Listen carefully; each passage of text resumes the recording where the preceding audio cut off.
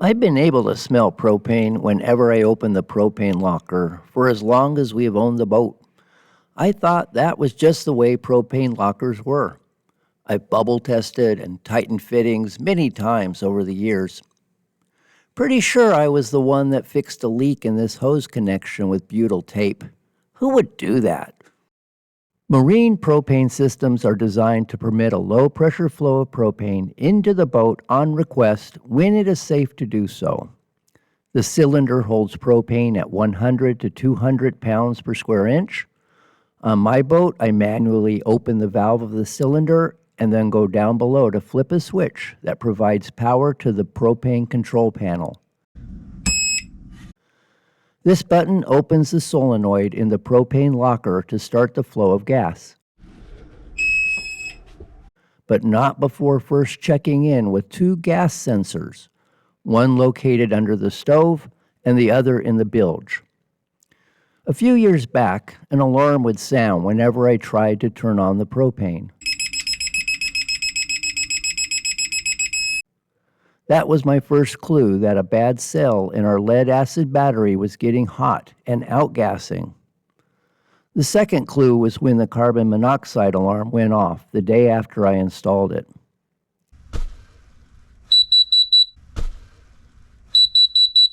Switching to an AGM battery fixed that one.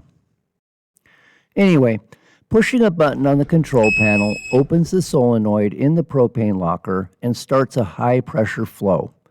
The inline pressure gauge is there for leak testing more than anything else. My single-stage regulator accepts high-pressure propane, up to 250 pounds per square inch, according to the manufacturer, and then sends low-pressure gas down a copper pipe into the cabin.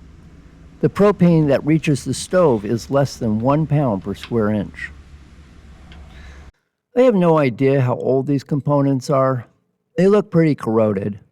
My plan is to replace it all. That's the thing I'm most concerned about, is getting the wiring done. I'll have to clean out the entire lazarette and crawl back. A lot of sailors will steer clear of Amazon boat parts, but these exactly replace what I'm taking off. This pigtail will connect to the propane tank. Next is the solenoid, which lets high-pressure propane flow when it is activated. There is a pressure gauge for leak testing.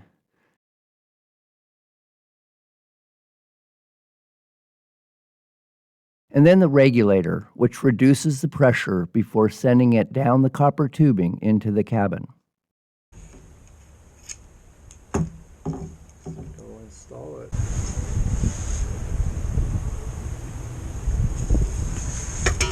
It's going to go like this.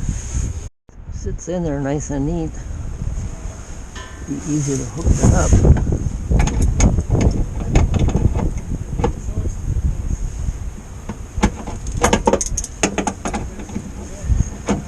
I hope that doesn't leak. It looks a little wonky.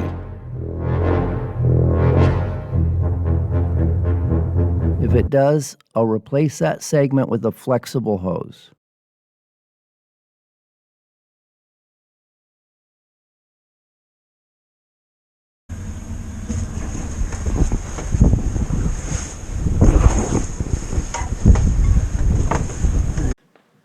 Gotta get all the way back in there. Find out where those wires go. Okay, here we are in the lazarette.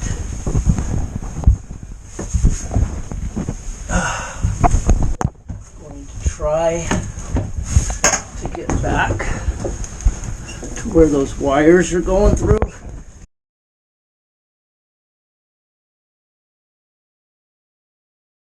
I've got to get all the way back in there.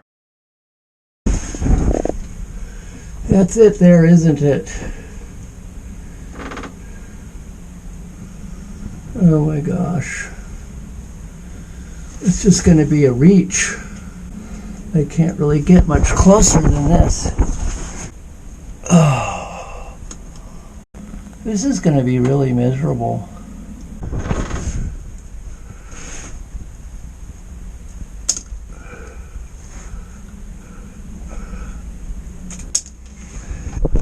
if I'm getting this or not, but this is the way it's being done.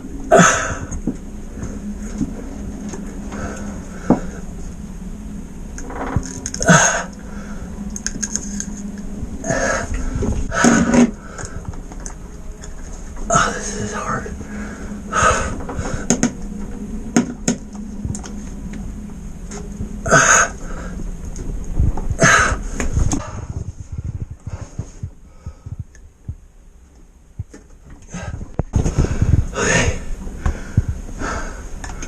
One more.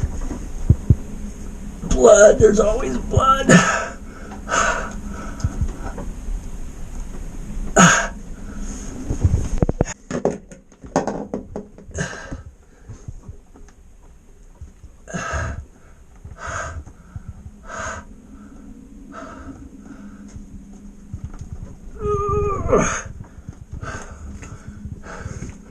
And it came out. I gotta do the whole thing again. Crap.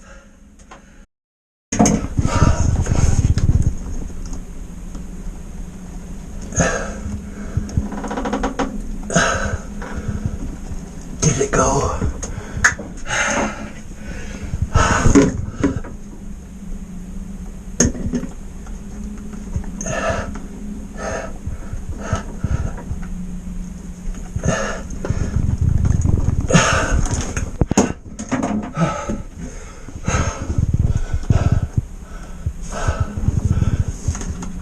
Nope. That one has to be redone. I had to do that top one like 6 times. Just, you can either see it or you can feel it, but I can't do both, so.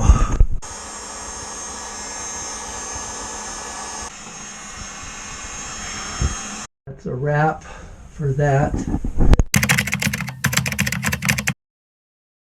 To hook up this propane tank, I'm going to open it. Hopefully the hookup worked. I turned the stove on. Power's coming on. Turn the solenoid on.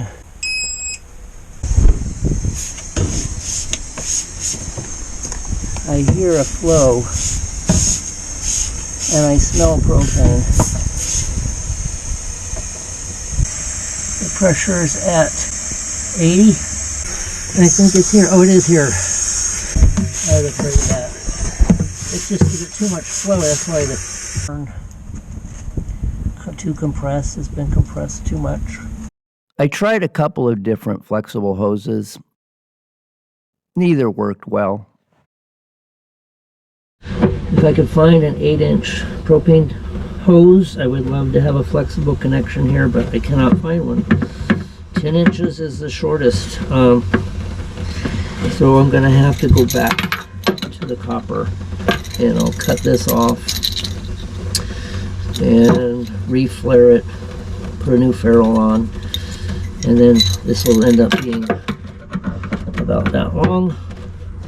And then I'm going to through bolt this there, and then the solenoid and the pressure gauge are out of the way of getting the tank in and out, and that's just going to be the best way to do this. I'm going to try to do a clean straight cut here.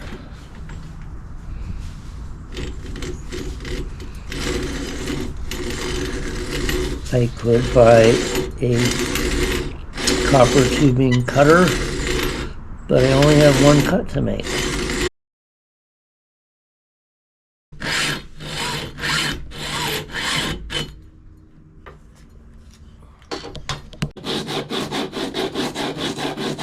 There's the 3/8 inch nut, compression nut,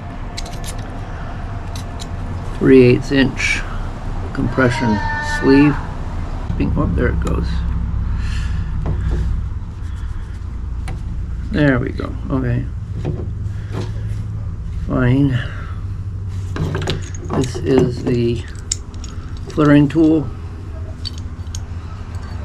It's got it at Ace Hardware. It has a slot, 1/2, 7/16, 3/8. Tighten this one first, I think. Just have a wee bit of it sticking out.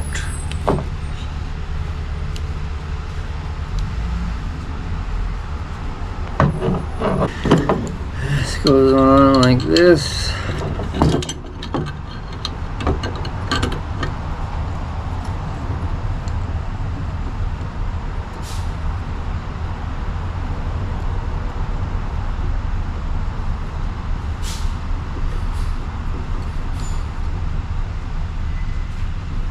Okay, it all seems straight. Tighten this down. I can see it flaring. I don't know if that shows up, but it looks without too much pressure. As per instructions, I'll back it down and then give it some more. Maybe one more time, back it down.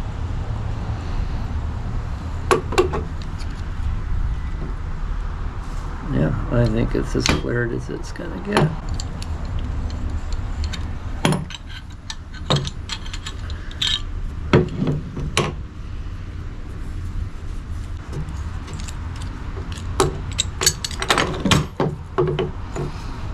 Well, that looks pretty good to me. Yeah, it's enough to hold that on for sure. A foggy day.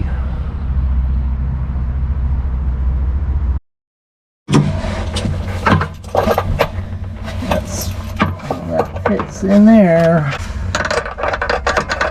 The way I could screw this up is by over tightening.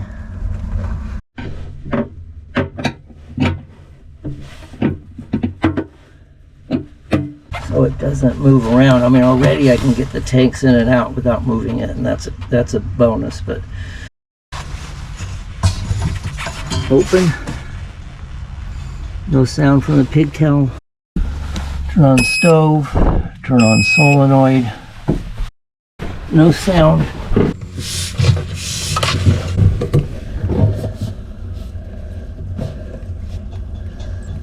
Bubbles there.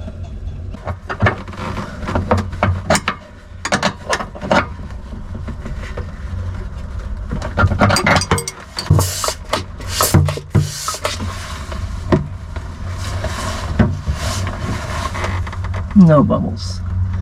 And they say when you light propane on your boat, you should strike your flame first and then provide propane.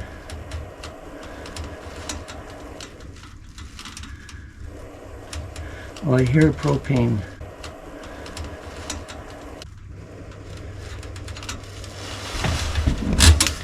Yeah. Okay, let's go look for bubbles again while we got a nice flow.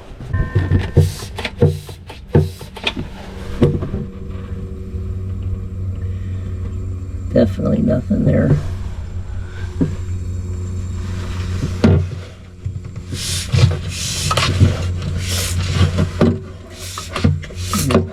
Very soapy now, but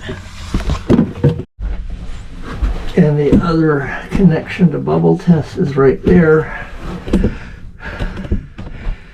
And there should be no other connections between until we get into the galley and connecting to the stove.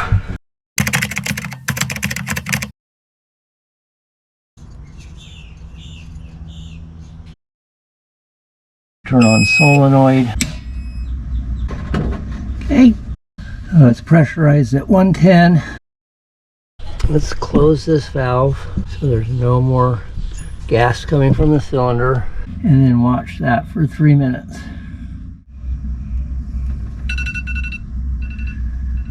Okay, that's 3 minutes. So that's 10 minutes. Pressure holds. The propane locker no longer smells like propane. I will declare this a success. Oh, that's the bottom burner. Don't want that. Top burner. Doesn't it look like that would work for toast? Another toast fail. Yay, I've discovered 3 more ways that do not work to make toast in that oven.